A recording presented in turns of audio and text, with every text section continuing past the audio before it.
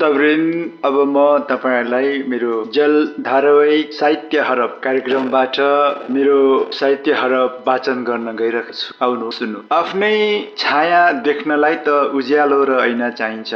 आफ्नै छाया देख्नलाई त उज्यालो र ऐना चाहिन्छ। विश्वासलाई सजाई राख्न देव आत्मा र मूर्ति चाहिन्छ। विश्वासलाई सजाई राख्न देव आत्मा र मूर्ति चाहिन्छ।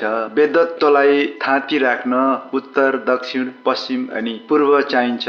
वेदत्वलाई थाती राख्न उत्तर, दक्षिण, पश्चिम अनि पूर्व चाहिन्छ। कहिले आकाश चाहिन्छ, कहिले पानी चाहिन्छ, कहिले धरती चाहिन्छ, कहिले अग्नि चाहिन्छ, कहिले वायु चाहिन्छ। श्रोता, अहिले मेरो शास्त्रीय कविता सुन्नुभयो। यो चाहिँ मैले जल धारावाहिक साहित्य हरप कार्यक्रमबाट प्रस्तुत गरेको छु। कस्तो लाग्यो श्रोता? मलाई यसको प्रतिक्रिया लेखेर पठाइदिनु होला। धन्यवाद।